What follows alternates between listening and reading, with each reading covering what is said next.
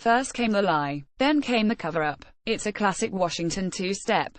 And the news that Michael Flynn, a former White House national security advisor, has pleaded guilty to perjury means Donald Trump may soon be dancing to the tune of the special counsel investigating the accelerating Russian influence peddling scandal. Flynn's guilty plea rained a cold shower on Trump's victory parade celebrating a rare success in Congress.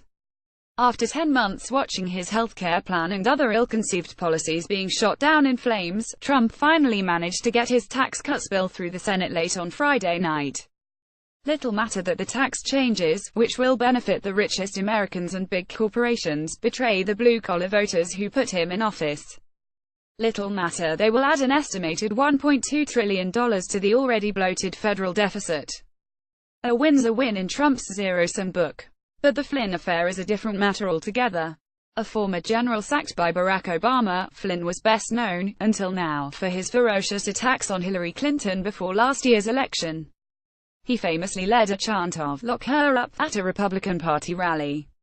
Now it is Flynn who is staring jail in the face by admitting he lied to the FBI when he had denied holding secret talks last December with the Russian ambassador Sergei Kislyak to illegally subvert Obama administration policy. Flynn has raised the lid on a possible illegal conspiracy reaching all the way to the top.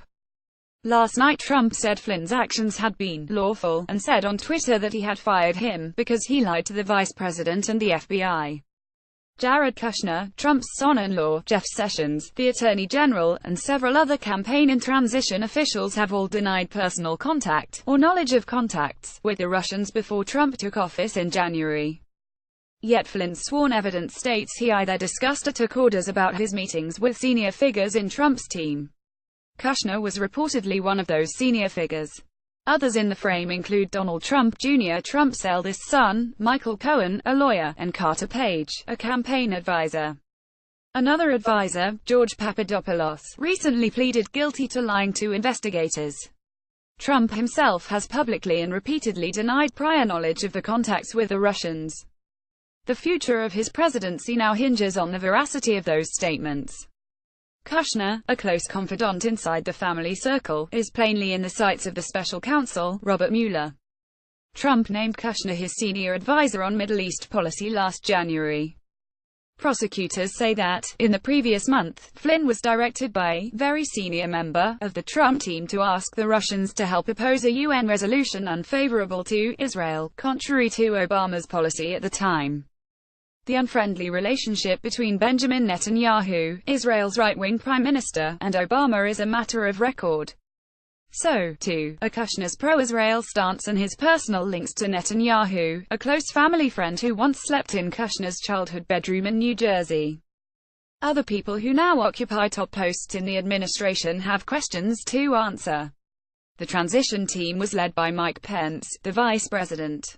Trump in fact claimed in February to have been misled by Flynn about his contacts with Kislyak concerning Obama's imposition of sanctions on Moscow for election meddling. Yet court documents relating to Flynn's guilty plea say multiple members of the transition team coordinated with Flynn to ask Russia not to retaliate.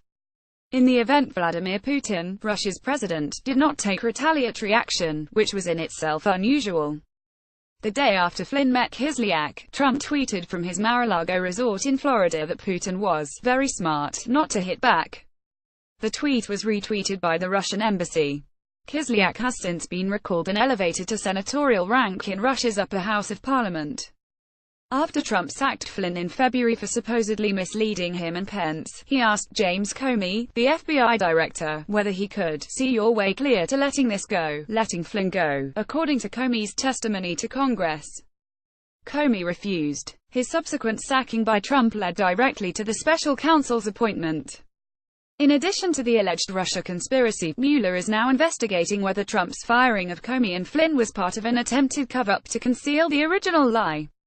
That would constitute obstruction of justice, a charge of sufficient gravity that, if proved, could spell the end for Trump.